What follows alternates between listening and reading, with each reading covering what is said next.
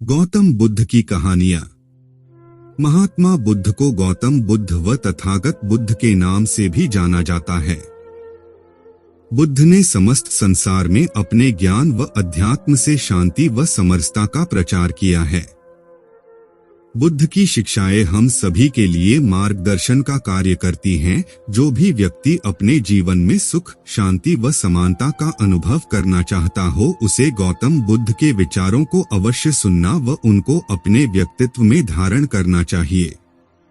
भगवान बुद्ध के जीवन में न जाने ऐसे कितने ही घटनाक्रम घटित हुए हैं, जिनके माध्यम से हम प्रेरणा तथा मार्गदर्शन प्राप्त कर सकते हैं। इस लेख के माध्यम से हम अपने पाठकों को गौतम बुद्ध के जीवन से जुड़ी ऐसी ही रोचक कहानियां के रूप में प्रदान करने जा रहे हैं, जिन्हें पढ़कर आपके जीवन को एक नई दिशा मिलेगी तथा आप इस भीड़ भाड़ भरी दिनचर्या में अपने लिए कुछ समय निकाल पाएंगे। तो आइए साथ मिलकर गौतम बुद्ध की इन कहानियों का आनंद लेते हैं। महात्मा बुद्धा की कहानियां। बुद्ध, आम और बच्चे। गौतम बुद्ध किसी उपवन में विश्राम कर रहे थे।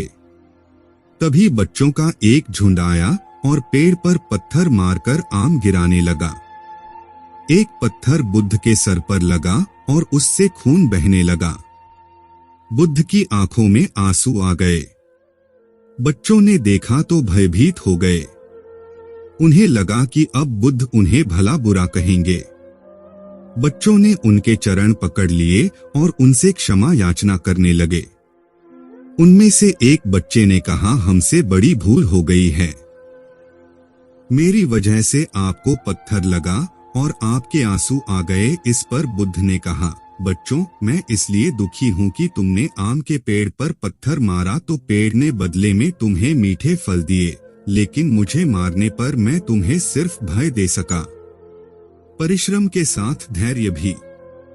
एक बार भगवान बुद्ध अपने अनुयायियों के साथ किसी गांव में उपदेश देने जा रहे थे। उस गांव से पूर्व ही मार्ग में उन लोगों को जगह जगह बहुत सारे गड्ढे खुदे हुए मिले।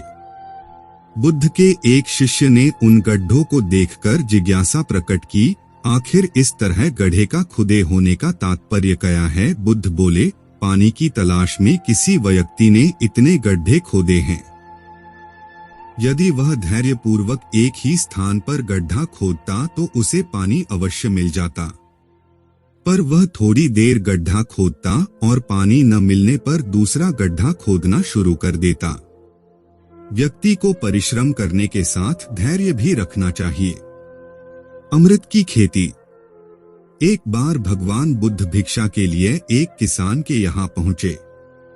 तथागत को भिक्षा के लिए आया देखकर किसान उपेक्षा से बोला, श्रमण, मैं हल जोतता हूँ और तब खाता हूँ, तुम्हें भी हल जोतना और बीज बोना चाहिए और तब खाना खाना चाहिए। बुद्ध ने कहा, महाराज, मैं भी खेती ही करता हूँ। इस पर किसान को जिज्ञासा हुई। बोले, गौतम, मैं न तुम्हारा हल देखता हूँ, न बैल और न ही खेती के स्थल, तब आप कैसे कहते हैं कि आप भी खेती ही करते हैं?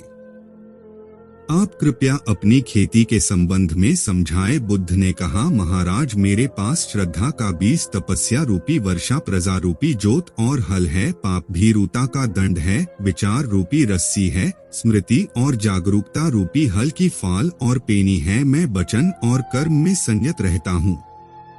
मैं अपनी इस खेती को बेकार घास से मुक्त रखता हूँ और आनंद की फसल काट लेने तक प्रयत्नशील रहने वाला हूँ। अप्रमाद मेरा बैल है, जो बाधाएं देखकर भी पीछे मुंह नहीं मोड़ता है।